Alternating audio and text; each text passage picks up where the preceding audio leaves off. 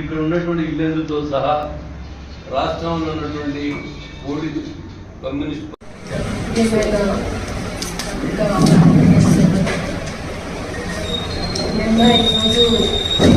Telangana party రాష్ట్రానికి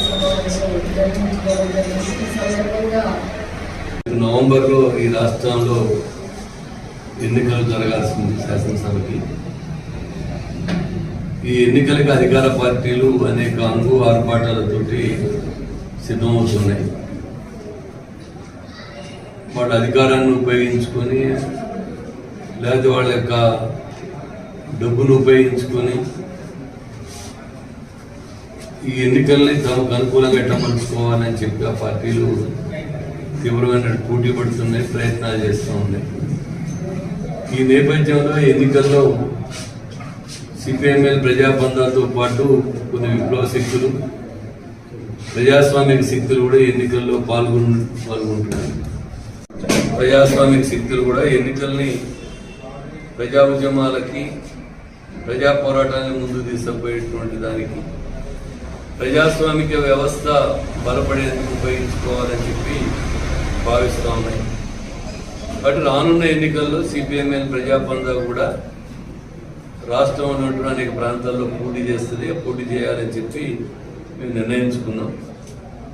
ఒకటి, దీనికి ముందుగా ఈరోజు సన్నాహంగా మేము రాష్ట్రంలో ఉన్నటువంటి ఇతర ఎమ్మెల్యే పార్టీలకి బూర్జువా భూస్వామ్య పార్టీలతో సంబంధం లేని ప్రజాస్వామిక పార్టీలతోటి కలిసి పోటీ చేయడానికి కూడా మా పార్టీ సంసిద్ధతని వ్యక్తం చేసింది. కాబట్టి ఈ రాష్ట్రంలో ఉన్నటువంటి ఎమ్మెల్యే పార్టీలు అదేవిధంగా ప్రజాస్వామిక శక్తులు కలిసి పోటీ చేయడానికి, అందరం కలిసి కామన్గా ఒకే అభ్యర్థిని నిలబెట్టడానికి ప్రయత్నం చేయడం అనేటువంటిది ఇప్పుడున్నటువంటి పరిస్థితుల్లో అవసరం అని చెప్పి భావిస్తున్నాం. ఎందుకంటే కేంద్రంలో బీజేపీ ప్రభుత్వం అత్యంత ఫ్యాసిస్ట్ పద్ధతులను అనుసరిస్తూ ఉన్నటువంటిది.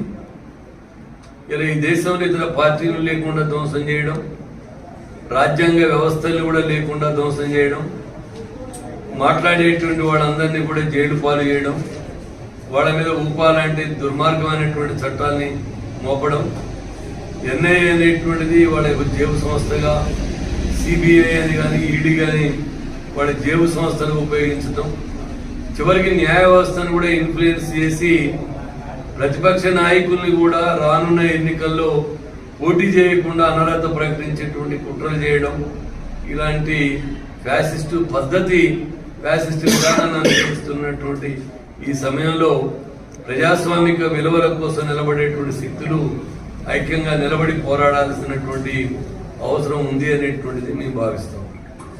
అట్లాగే రాష్ట్రంలో ఉన్నటువంటి కేసీఆర్ ప్రభుత్వం తెలంగాణ నినాదం, ప్రాంతీయ అస్తిత్వంతో, ప్రాంతీయ ప్రజాస్వామిక నినాదాలతోని, మన ఆత్మగౌరవంతో అనేటువంటి నినాదాలతో అధికారంలోకి వచ్చినప్పటికీ ఇలా పాలనంతా కేంద్రీకృతం అయిపోయి ఒక నైజాం పరిపాలనలాగా, ఒక దొరల పరిపాలనలాగా, గడియల పరిపాలనలాగా ఈ రాష్ట్రంలో పరిపాలన కొనసాగుతుంది. ప్రదర్శనకు అనుమతి లేవు. మంత్రులు పర్యటనకు వస్తే కూడా ప్రతిపక్షాలు రోడ్డు మీద, ఆఫీసుల్లో, ఇళ్లలో ఉండడానికి కూడా అవకాశం లేనటువంటి పరిస్థితి కనిపిస్తుంది. ప్రతిపక్ష పార్టీలకి కనీసం మెమోరాండం తీసుకునే అవకాశం కూడా ఇవ్వలేనటువంటి ఒక అప్రజాస్వామిక విధానాలు అనుసరిస్తున్నటువంటి స్థితి ఉన్నది.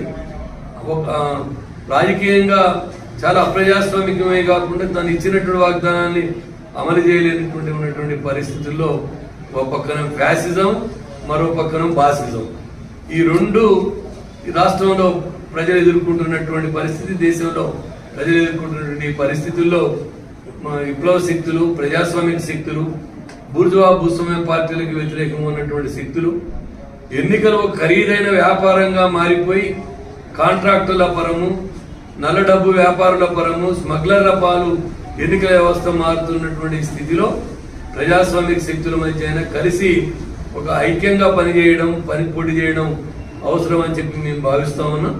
అందుకోసమే దానికి వివిధ ఎమ్మెల్యే పార్టీలు ప్రజాస్వామిక శక్తుల్ని కలిసి పోటీ చేయడానికి మా పార్టీకి మేము ప్రయత్నం చేస్తాం. దానికి మేము సంసిద్ధంగా ఉన్నాం. కాబట్టి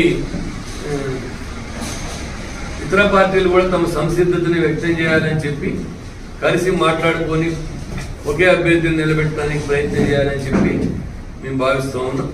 దానికోసం మాకు కృషి చేస్తాం. ఆ పార్టీలు కూడా ముందుకు రావాలని చెప్పి మేము భావిస్తున్నాం.